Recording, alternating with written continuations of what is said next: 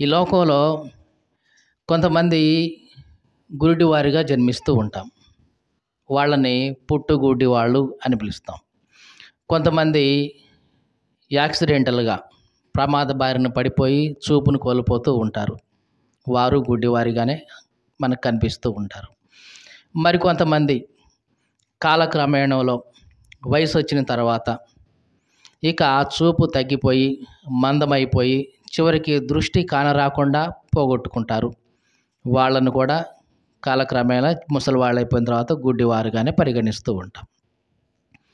అయితే దేవుని వాక్యంలో అసలు ఎవరు గుడ్డివారు అనే విషయాన్ని మనం చాలా జాగ్రత్తగా పరిశీలిస్తే ఇది ఆత్మీయంగా, శారీరకంగానైతే మనకి కంటికి చూపు తగ్గిపోతే దాన్నేమంటాం? గుడ్డితనం అంటాం. కానీ ఒక వ్యక్తి ఈ వ్యక్తి ఆత్మీయంగా గుడ్డివాడు అని చెప్పడానికి బైబిల్‌లో కొన్ని వచనాలను మనం ఈరోజు చూద్దాం. అలా చూసినప్పుడు మనము నిజంగా గుడ్డివాళ్ళమా? లేకపోతే నిజంగా దృష్టి కలిగిన వాళ్ళమేనా? అనేది మనకి ఒక క్లారిటీ వస్తుంది. మీకు అర్థమైందా? మనకైతే కళ్ళు ఉన్నాయి, చూపు ఉంది. కానీ ఆత్మీయంగా మన పరిస్థితి ఎట్లా ఉంది? ఆత్మీయంగా గుడ్డివాళ్ళుగా బహుశా ఒకవేళ ఉన్నావేమో. సో, ఈరోజు మనం నేర్చుకుంటున్న వాటన్నిటిని మనం ఆలోచిస్తే నిజంగా మనం ఆత్మీయంగా సరిగ్గా ఉన్నవాళ్ళమా కాదా? గుడ్డివాళ్ళమేనా? లేకపోతే చూస్తున్న వాళ్ళమేనా అనేది విషయం మనకు అర్థమవుతుంది. చూద్దాం, ఒకటి తర్వాత ఒకటి చూద్దాం. మొట్టమొదటిగా బైబిల్ గ్రంథాన్ని పరిశీలన చేద్దాం. యెషయా గ్రంథం జాగ్రత్తగా తీద్దాం. యెషయా గ్రంథం 6వ అధ్యాయం 9-10 వచనాలు చదువుతున్నాం. ఆయన అంటే ఈ దేవుడు అనుకుతున్నాడు ఏమని? నీవు పోయి ఈ జనులతో ఇట్లా చెప్పు, మీరు నిత్యము వింటూనే ఉంటారు కానీ గ్రహించరు, నిత్యము చూస్తూనే ఉంటారు కానీ తెలుసుకోరు. వారు కన్నులతో చూచి, చెవులతో విని, హృదయంతో గ్రహించి, మనసు మార్చుకొని స్వస్థత పొందకపోవునట్లు ఈ జనుల హృదయము క్రొవ్వజేసి వారి చెవులు మందపరచి వారు కన్నులు మూయించమని చెప్పాను. దేవునికి స్తోత్రం కలుగునుగాక. హల్లెలూయా. ఇక్కడ దేవుడు దేని గురించి మాట్లాడుతున్నాడంటే వీళ్ళు చూస్తున్నారు కానీ గ్రహించడం లేదు. ఇట్లాంటి వాళ్ళని దేవుడు ఏమంటున్నారంటే గుడ్డివారు. ఎవరంట? గుడ్డివారు. మొట్టమొదటి కేటగిరీలో ఏమంటున్నాం? గుడ్డివారు ఎవరు అంటే చూసి కూడా గ్రహించని వాళ్ళని ఏమంటాం? గుడ్డివాళ్ళు అంటాం. చూస్తున్నారు కానీ దాన్ని గ్రహించలేకపోతున్నారు. అట్లాంటి వాళ్ళని ఏమని పిలుస్తున్నాం? గుడ్డివాళ్ళు. ఉదాహరణకి ఈ చదువు రాని వాళ్ళకి ఈ గ్రంథాన్ని ముందు పెట్టాం. ఇదే కానివ్వండి, ఏదైనా అక్షరాలే కానివ్వండి, ఏదైనా పుస్తకమే కానివ్వండి, వాళ్ళ ముందు పెట్టాం. వాళ్ళ కంటికి కనపడతాయి అవి, అవునా కాదా? కనపడతాయి. అక్షరాలు ఎట్లా ఉన్నాయి, ఎట్లా తిరిగి ఉన్నాయి, ఎట్లా వంకర తిరిగి ఉన్నాయని కనపడతాయి. కానీ దాన్ని వాళ్ళు గ్రహించగలుగుతారా? గ్రహించలేరు. మనకి గనక వేరే భాష ముందు పెడితే కనపడుతుంది కంటికి కదా, కానీ అది ఏ అక్షరం అవుతుంది, దాని అర్థమే ఏంటి, ఇదేమన్నా మనకు అర్థమవుతుందా? ఏమీ కాదు. ఇట్లాగా ఆత్మీయంగా ఎవరైతే చూసి కూడా ఏమంటున్నాం? కళ్ళతో చూసి కూడా గ్రహించలేకపోతున్నారో వాళ్ళు గుడ్డివాళ్ళు. ఏమి చూస్తున్నాం? ఈ లోకాన్ని మొత్తాన్ని చూస్తున్నాం కాదండి? అన్నీ చూస్తున్నాం కదా. మనం చూస్తున్న కళ్ళెత్తి చూస్తే విశాలమైన ఆకాశం ఉంది. గ్రహిస్తున్నామా? ఇట్లాంటి విశాలమైన ఆకాశాన్ని చేసింది దేవుడే అన్న సంగతి. మన కళ్ళు కిందకు దించి చూస్తే ఇదిగో విశాలమైన భూప్రపంచం ఉంటుంది. మరి గ్రహిస్తున్నామా? చూస్తున్నాం. ఆకాశాన్ని చూస్తున్నాం, భూమిని చూస్తున్నాం, వస్తున్న వర్షాన్ని చూస్తున్నాం, గాలిని అనుభవిస్తున్నాం. ఇవన్నీ చూస్తున్నా నీవు ఇదిగో వీటన్నిటిని సృష్టించిన సృష్టికర్త దేవుడు అని గ్రహిస్తున్నావా? అలా గ్రహించలేకపోతున్నావంటే నిజంగా నువ్వు ఎవరివి చెప్పండి? ఎవరు? గుడ్డివాడివే. మీకు అర్థమవుతుందండి? ఈ లోకంలో ఈ సృష్టిని అంతా సృష్టించిన దేవాతి దేవుణ్ణి నువ్వు గ్రహించలేకపోతున్నావు. ఈ సృష్టిని చూసి కూడా మీకు అర్థమవుతుందండి? ఈ సృష్టిని అంతా నీ కళ్ళతో చూసి కూడా ఆ సృష్టించిన దేవుణ్ణి నువ్వు గ్రహించలేకపోతున్నావంటే నువ్వు ఎవరివి? గుడ్డివాడివి. నీ జీవితంలో దేవుడు నీకు చేస్తున్న మేళ్ళన్నీ కూడా చూసి, దేవుడు నీ జీవితంలో చేస్తున్న అద్భుతాలన్నీ కూడా చూసి కూడా నీవు ఆయన్ని గ్రహించలేకపోతున్నావంటే నువ్వు ఎవరివి? గుడ్డివాడివి. మరి ఒకవేళ ఇట్లాంటి స్థితి, ఇట్లాంటి గుడ్డితనం మనలో ఉందేమో మనం పరీక్షించుకోవాలి. ఎందుకంటే లోకాన్ని మొత్తాన్ని మనం చూస్తూనే ఉన్నాం ఉదయం లేచిన దగ్గర నుంచి. మరి ఇవన్నీ చూస్తున్నప్పుడు వీటిని సృష్టించిన దేవుడు నిజంగా ఎంత గొప్పవాడు అనే సంగతి ఎప్పుడైనా గ్రహిస్తున్నామా? చిన్న పక్షి దగ్గర నుంచి పెద్ద విమానం వరకు ఎంత జ్ఞానం ఇచ్చిన దేవుడు నిజంగా ఎంత గొప్పవాడు అనే సంగతి గ్రహిస్తున్నామా? గ్రహిస్తే తప్పనిసరిగా ఆయన ముందుకు వచ్చేసి, నాయనా నిజంగా నువ్వు ఎంత గొప్పవాడివి దేవా, ఇదిగో మా కంటికి కనబడిన చిన్న చిన్న వాటిని కూడా ప్రభువా నువ్వు చేశావు, ఇదిగో విశాలమైన ఈ సృష్టిని చేశావు దేవా అని నీవు హృదయపూర్వకంగా ఆయన సన్నిధికి వస్తావు, ఆయన సన్నిధిలో మోకరిస్తావు. దేవునికి స్తోత్రం కలుగునుగాక. హల్లెలూయా. కాబట్టి మొట్టమొదటిగా ఏమంటున్నాం? ఎవరైతే చూసి కూడా గ్రహించలేకపోతున్నారో వాళ్ళు ఎవరు? గుడ్డివారు.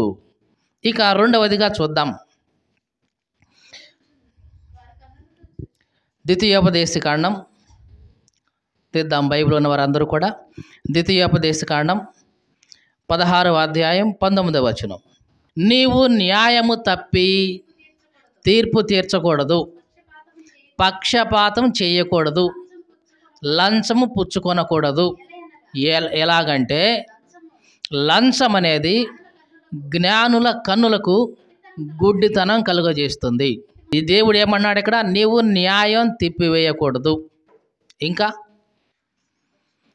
పక్షపాతం చూపకూడదు, లంచము పుచ్చుకొనకూడదు.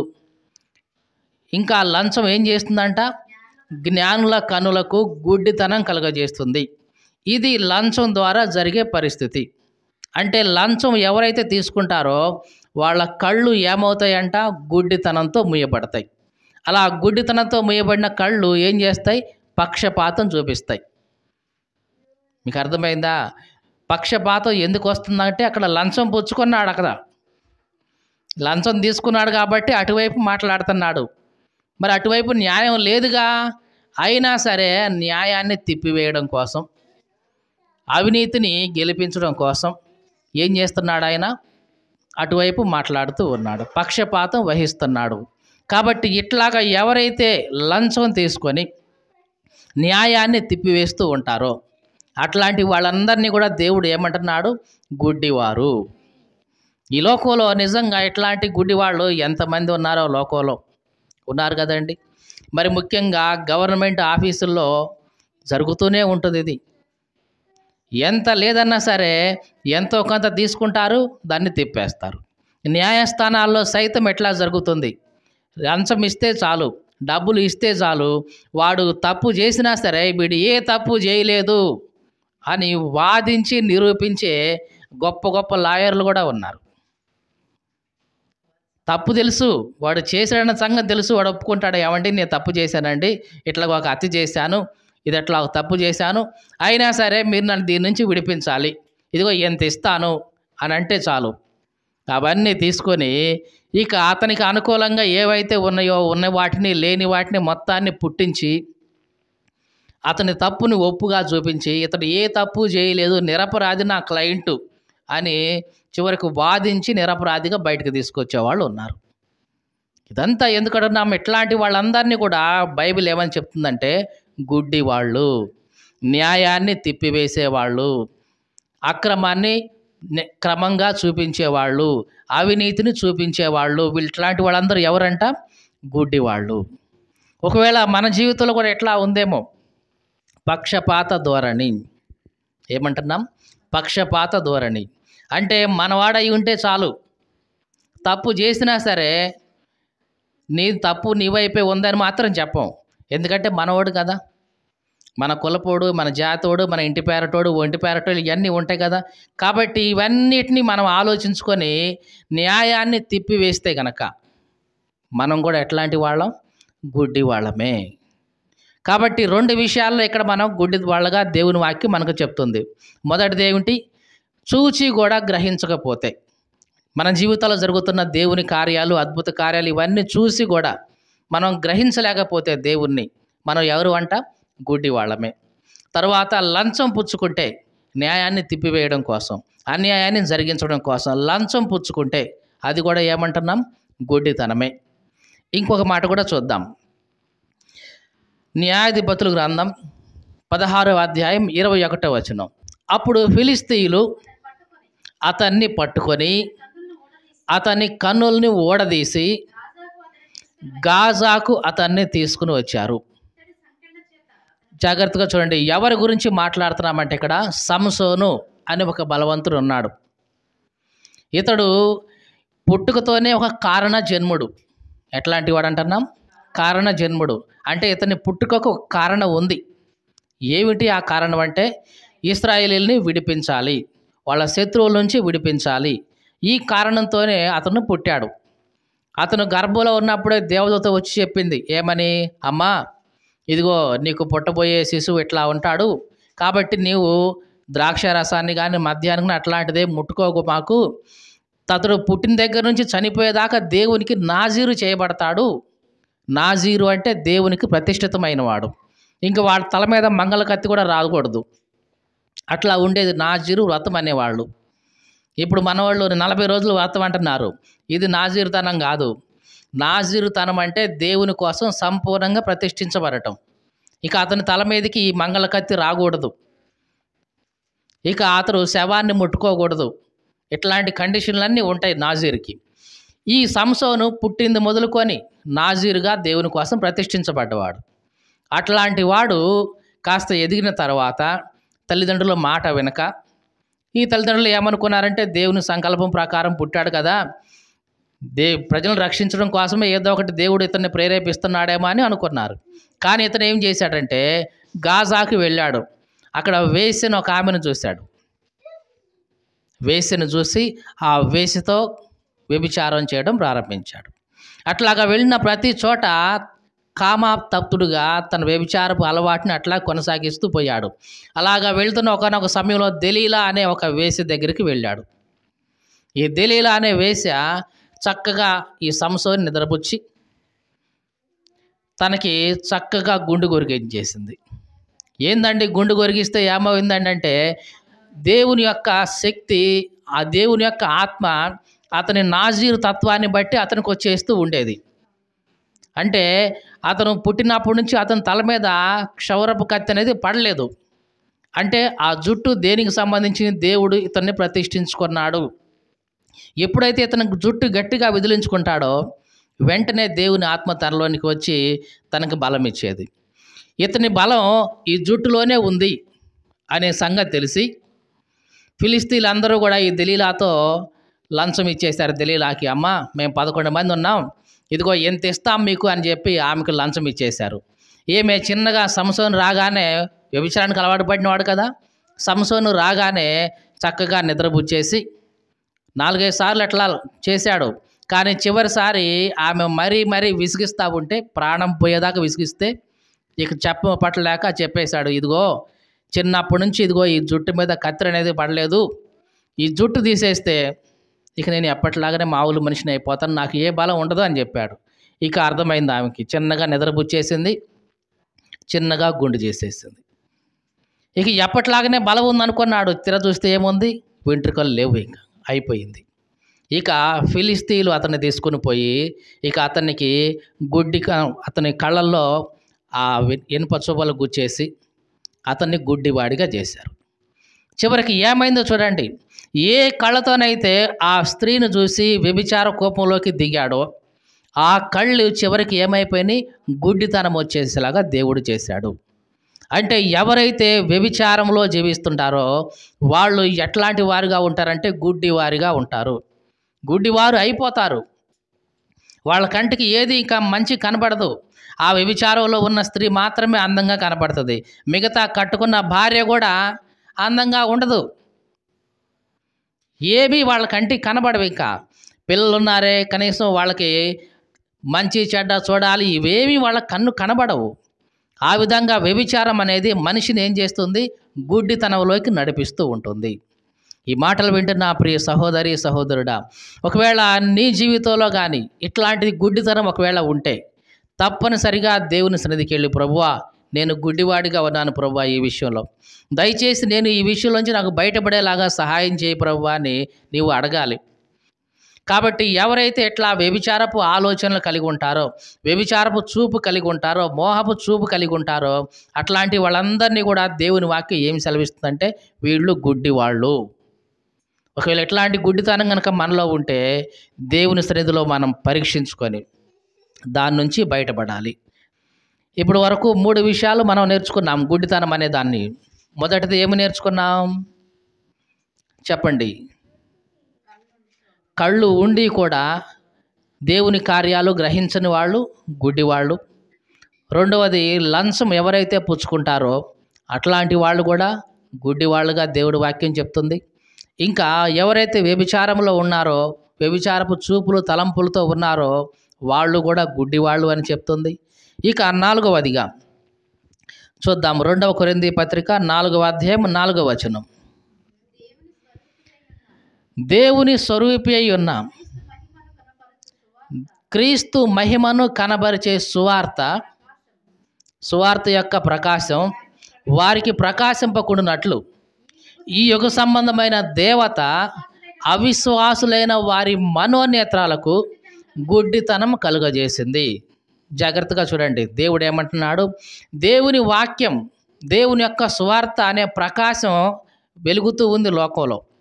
అలా వెలుగుతున్నా సరే ఆ సువార్త యొక్క ప్రకాశాన్ని చూడకుండా, ఆ సువార్తను గ్రహించకుండా ఈ యుగ సంబంధమైన దేవత అంటే అపవాది ఏం చేశారంటే మనుషులకి గుడ్డితనాన్ని కలుగజేశాడు.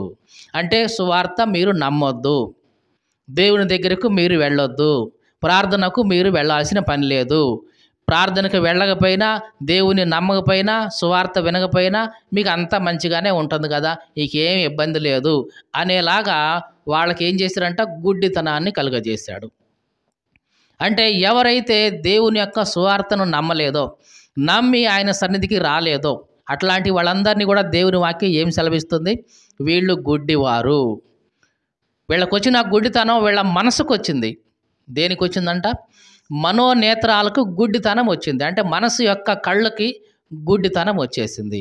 ఈ లోకంలో ఇట్లాగా సువార్త నమ్మని గుడ్డి వాళ్ళు లోకంలో ఎంతోమంది ఉన్నారు కదండి. సువార్త వినబడుతూనే ఉంటుంది, దేవుని యొక్క సువార్త ప్రకాశం వెలుగుతూనే ఉంటుంది, కానీ దాన్ని చూడకుండా ఉండగలిగేలాగా వాళ్ళకి ఏమొచ్చింది? గుడ్డితనం వచ్చింది. ఈ మాటలు వింటున్న ప్రియ సహోదరి సహోదరుడా, దేవుని యొక్క సువార్త ప్రకాశం నీ దాకా వస్తుంది. ప్రతిరోజు దేవుని వాక్యం నీకు వినబడుతూ ఉంది. అది ఎలాగైనా కానివ్వండి, ఎట్లాగా బోధకుల ద్వారా కానివ్వండి, టీవీలో వర్తమానాల ద్వారా కానివ్వండి, ఫోనుల్లో మెసేజ్ల ద్వారా కానివ్వండి, ఏదో ఒక రకంగా దేవుని సువార్త నీకు వినబడుతున్నప్పుడు మరి నువ్వు గ్రహిస్తున్నావా? గ్రహించడం లేదు అంటే నువ్వు ఎట్లాంటి వాడివి? గుడ్డివాడివి. అపోస్తుల కార్యాలు 9వ అధ్యాయం 17వ వచనం. అననీయ వెళ్ళి ఆ ఇంట ప్రవేశించి అతని మీద చేతులుంచి, సౌలా సహోదరుడా, నీవు వచ్చిన మార్గంలో నీ కనబడిన ప్రభువైన యేసు నీవు దృష్టి పొంది పరిశుద్ధాత్మతో నింపబడినట్లు నన్ను పంపియున్నాడని చెప్పాను. దేవునికి స్తోత్రం కలుగునుగాక. హల్లెలూయా. ఇక్కడ జాగ్రత్తగా చూడండి, ఇక్కడ సౌలు గుడ్డివాడైపోయాడు. ఎందుకు అంటే దేవుని చిత్తాన్ని ఎదిరించడం వలన. సౌలు అనే ఒక వ్యక్తి ఉండేవాడు, ధర్మశాస్త్ర విషయంలో చాలా నిష్ఠగా ఉన్నాడు. కానీ ఇతడు ధర్మశాస్త్రం నిష్ఠ కలిగిన వాడే, కానీ దేవుని యొక్క ప్రణాళిక, దేవుని యొక్క సంకల్పం అనేది ఇతనికి తెలియలా. అలా తెలియలేదు కాబట్టి అక్కడ ఉన్న క్రైస్తవులందరినీ కూడా చంపేయడం కోసం ప్లాన్ చేస్తూ వచ్చాడు, చంపేస్తూ వచ్చాడు. చివరికి దమస్కులో శిష్యులు ఉన్నారు, యేసు ప్రభు శిష్యులు, వాళ్ళను కూడా పట్టుకొని తీసుకొని రావాలని మొత్తం ఒక రికమెండేషన్ లెటర్, ఆర్డర్ అంతా రెడీ చేసుకొని గుర్రం మీద వెళ్తున్నప్పుడు ఆ దమస్కు మార్గంలో వెళ్తున్నప్పుడు దేవుని యొక్క ప్రకాశం ఆకాశం నుంచి అతనికి కనపడింది. దేవుడే ఆ వెలుగులో అతనితో మాట్లాడాడు. ఆ వెలుగును చూడలేక అతను గుడ్డివాడైపోయాడు. ఆ దమస్కులోనికి తీసుకెళ్లారు. 3 రోజులు ఉపవాస ప్రార్థనలతో అట్లాగే గుడ్డితనంతో ఉన్నాడు. అలా ఉన్నప్పుడు అననీయ అనే ఒక వ్యక్తి వచ్చి, సౌలా సహోదరుడా, దేవుడు నన్ను పంపాడు నీ దగ్గరికి. నీకు ప్రార్థన చేసి దృష్టి కలిగించమని నన్ను పంపాడు. కాబట్టి ఇదిగో నీకు దృష్టి కలిగించేలాగా నేను ప్రార్థన చేస్తున్నాను, నీ మీద చేతులు ఉంచుతున్నానని చెప్పి అతనికి దృష్టి కలిగించి వెళ్ళిపోయాడు. జాగ్రత్తగా చూడండి. అప్పుడు ఆ తరువాత పౌలుకు దృష్టి వచ్చింది. కళ్ళు తెరుచుకున్నాయి. ఆ కళ్ళు తెరుచుకొని అప్పుడు యేసుక్రీస్తు నిజమైన దేవుడు అని అందరికీ ప్రకటించడం మొదలేశాడు పౌలు. అప్పటి వరకు సౌలుగా ఉన్న ఆ వ్యక్తి పౌలుగా ఇక మారిపోయాడు. అప్పటి వరకు అతనికి ఏముంది? గుడ్డితనం అనేది ఉంది. ఇది ఎటువంటి గుడ్డితనం? ఈ గుడ్డితనం ఎట్లాగొచ్చింది అతనికంటే దేవుని చిత్తాన్ని ఎదిరించడం ద్వారా. దేవునికి స్తోత్రం కలుగును గాక. హల్లెలూయా. ఈ లోకంలో ఎవరైతే దేవుని చిత్తాన్ని ఎదిరిస్తూ ఉన్నారో అట్లాంటి వాళ్ళని దేవుని వాక్యం ఏమని సెలవిస్తుంది? గుడ్డివాళ్ళు. పౌలు అంతకుముందు వరకు ఎట్లాంటి గుడ్డితనం ఉంది? దేవుని చిత్తాన్ని ఎదిరించే గుడ్డితనంలో ఉన్నాడు. ఎప్పుడైతే ఆ గుడ్డితనం తెరవబడిందో, ఆ గుడ్డితనం పోయిందో, దేవుని చిత్తం ఏంటో తను గ్రహించాడు. దేవుని చిత్తం తాను గ్రహించిన తర్వాత అందరికీ ప్రకటించడం ప్రారంభించాడు. దేవునికి స్తోత్రం కలుగును గాక. హల్లెలూయా. ఈ మాటలు వింటున్న ప్రియ సహోదరి సహోదరుడా, మరి దేవుని చిత్తాన్ని ఎదురిస్తున్నావేమో జాగ్రత్త. దేవుని చిత్తాన్ని నువ్వు ఎరిగి ఉంటే నిజంగా నీకు దృష్టి బాగా ఉన్నట్లే. కానీ దేవుని చిత్తాన్ని ఎదిరిస్తున్నావా? జాగ్రత్త, నీవు గుడ్డివాడివి అని దేవుని వాక్యం సెలవిస్తుంది. చూద్దాం, ఇక చివరిగా చూద్దాం. ప్రకటన గ్రంథం 3వ అధ్యాయం 17వ వచనం. 17వ వచనం. ప్రకటన గ్రంథం 3వ అధ్యాయం 17వ వచనం. జాగ్రత్తగా విందాం. ప్రకటన గ్రంథం 3వ అధ్యాయం 17వ వచనం. నీవు దౌర్భాగ్యుడివి, దిక్కుమాలిన వాడివి, దరిద్రుడివి, గుడ్డివాడివి, దిగంబరుడివి అనే సంగతి నీకు తెలియక నువ్వేమనుకుంటున్నావు? నేను ధనవంతుడిని, ధనవృద్ధి చేశాను, నాకేం కొదువు లేదు అని చెప్పుకుంటున్నావు. చూడండి, ఒక సంఘంతో దేవుడు చెప్తున్న మాట ఇది. సంఘపు దూతతో దేవుడు చెప్తున్న మాట. అంటే ఆ సంఘాన్ని మొత్తాన్ని ఉద్దేశించి దేవుడు చెప్తున్నాడు, అబ్బాయి నీవు దిక్కుమాలిన వాడివి, దిగంబరుడివి, గుడ్డివాడివి. మరి ఎట్లా ఉండి నువ్వేమనుకుంటున్నావు తెలుసా? నేను ధనవృద్ధి చేశాను, ధనవంతుడిని, నాకేం కొదువు లేదులే అని చెప్పుకుంటున్నావు. ఎవరైతే ఎట్లాగా ఇదిగో నేను ధనవంతుడిని, నేను ధనం సమృద్ధిగా పంచుకున్నాను, ఇక నాకేమీ కొదువు లేదులే అని ఎవరైతే ఎట్లాగా అనుకుంటున్నారో వాళ్ళని దేవుడు ఏమంటున్నాడు? నీవు గుడ్డివాడివి. అంటే ఎవరైతే ధనం కలిగి ఉండి, సమృద్ధి కలిగి ఉండి, ఇదిగో ఈ ధనమే అని ధనం వైపు చూస్తూ ఉంటారో అట్లాంటి వాళ్ళని దేవుడు ఏమంటున్నాడు? గుడ్డివారు. ఈ లోకంలో చాలామంది ధనం కలిగి ఉంటారు. ధనం కలిగి ఉండటం తప్పు కాదు. కానీ దాని వైపే చూసి ఇక అదే నాకు ఆశ్రయం అని అనుకుంటే గనక నిజంగా నువ్వు గుడ్డివాడివే. డబ్బు కలిగి ఉండటం తప్పు కాదు, కానీ ఆ డబ్బే నీకు ప్రధానం, ఇదే నన్ను రక్షించేది, ఇదే నన్ను బాగు చేసేది, ఇదే నాకు ప్రాపకం అని నువ్వు అనుకుంటే కనుక నిజంగా నువ్వు గుడ్డివాడివే. అందుకనే ఆ సంఘం అంతటితో దేవుడు చెప్తున్నాడు, ఆ సంఘానికి కావలసినంత ధనం ఉంది, ధన సమృద్ధి ఉంది, ఏమీ కొదువు లేదు. ఇట్లాగా అనుకొని వీళ్ళు ఏం చేస్తున్నారు? దేవుణ్ణి పక్కన పెట్టేస్తున్నారు. అందుకే దేవుడు వాళ్ళు ఏమంటున్నాడు? నువ్వు గుడ్డివాడివి, దిగంబరుడివి, దిక్కులేని వాడివి, దిక్కుమాలిన వాడివి అంటున్నాడు. మరి మనం ఎట్లా ఉన్నాం? ఒకవేళ ఎట్లాంటి గుడ్డితనం మనలో ఉందేమో. ధనమంతా మన సమృద్ధి ఉంటుంది, కానీ ఆ సమృద్ధి మనకి గుడ్డితనాన్ని తీసుకురాకూడదు. అంటే డబ్బు ఉందిలే కదంటే ఇంకా దేవుడితో పని ఏముంది, మాకు కావలసినంత ఉంది కదంటే ఇక ప్రార్థన చేస్తే ఏంది, చేయకపోతే ఏంది, ఎట్టయితేనే వెళుతుంది కదండి. ఏమవుతుందంట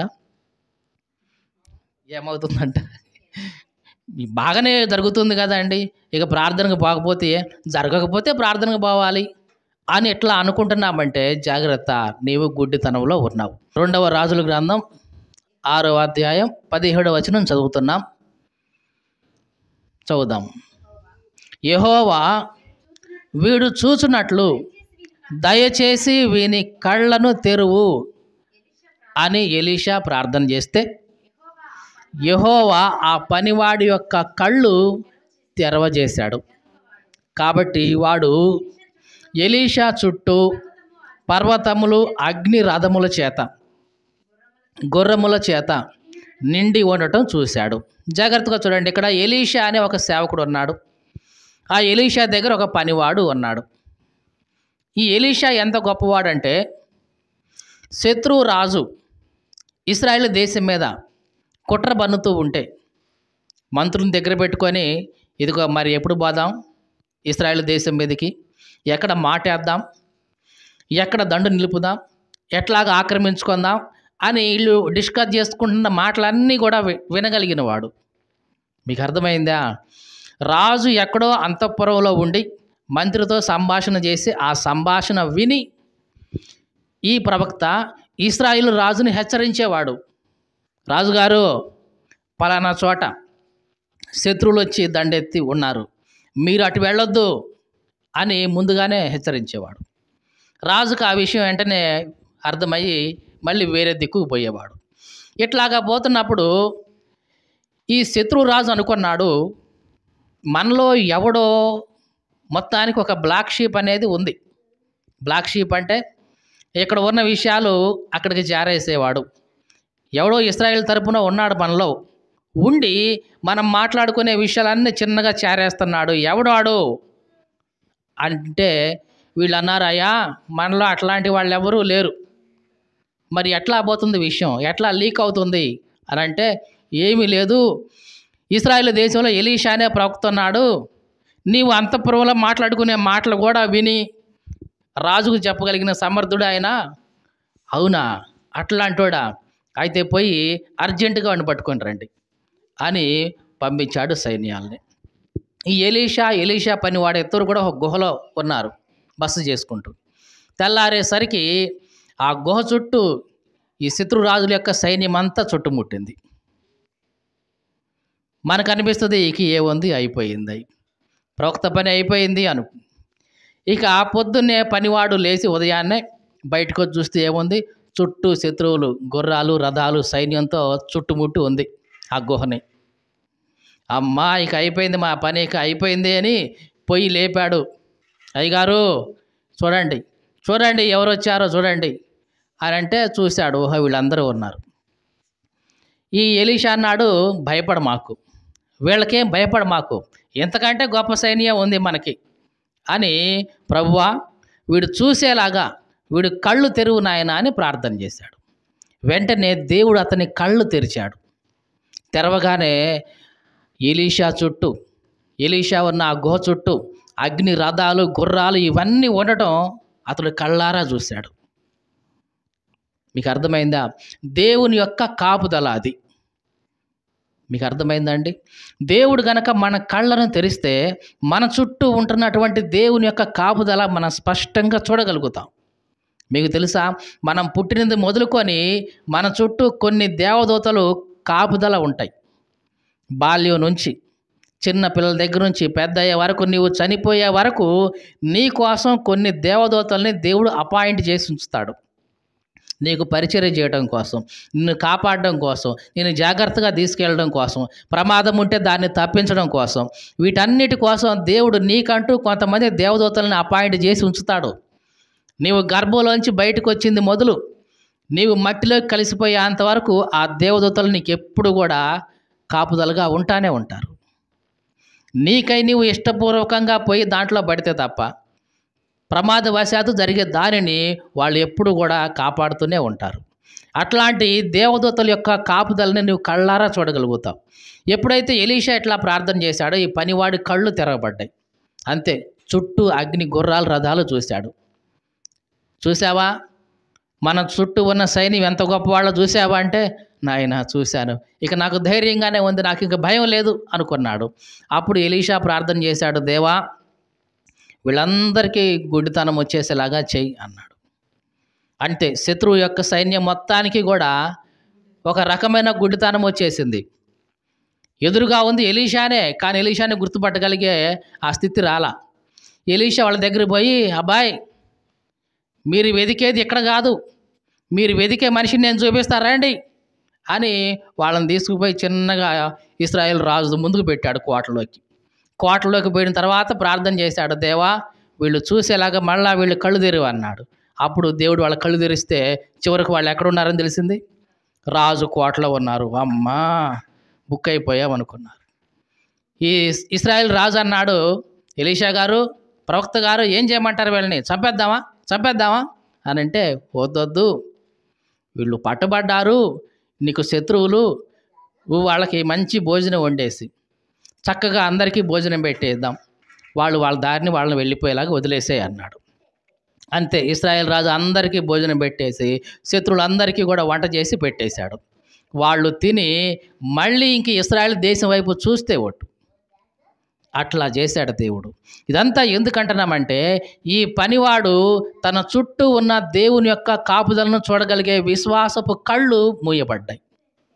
ఈ మాటలు వింటున్న ప్రియ సహోదరి సహోదరుడా, దేవుడు నీ జీవితంలో ఎన్ని గొప్ప కార్యాలు చేశాడు, ఎన్ని మేళ్ళు చేశాడు, వీటన్నిటిని చూడగలిగే విశ్వాసపు కళ్ళు ఉన్నాయా నీకు? బుండ్ల లేదు. ఒకవేళ చూడలేకపోతున్నావంటే నిజంగా నీవు గుడ్డివాడివే. ఎటువంటి గుడ్డితనం అంటే, ఇదిగో నీ విశ్వాసపు యొక్క కళ్ళు మూసుకొని పోయిన గుడ్డివాడివి. అవిశ్వాసం చేత నీ కళ్ళు మూసుకొని పోయాయి. నీ చుట్టూ ఉన్న దేవుని యొక్క కాపుదలని, దేవుని యొక్క ప్రణాళికను నువ్వు చూడలేకపోతూ ఉన్నావు. మరి ఎటువంటి గుడ్డితనంలో మనం ఉన్నాం? ఎన్ని రకాలైన గుడ్డితనాలు దేవుని వాక్యంలో మనకు కనిపిస్తున్నాయి. దీంట్లో ఏదో ఒక దాంట్లో ఒకవేళ మనం ఉండొచ్చు. ఒకవేళ ఉంటే దాని నుంచి వెంటనే ప్రభుతో చెప్పాలి, ప్రభువా ఇదిగో ఇటువంటి గుడ్డితనంలో నేను ఉన్నానయ్యా, ఇదిగో నాకు జీవితంలో ఉన్నటువంటి గుడ్డితనాన్ని తొలగించు ప్రభువా అని దేవుని సన్నిధిలో మనం ప్రార్థించాలి.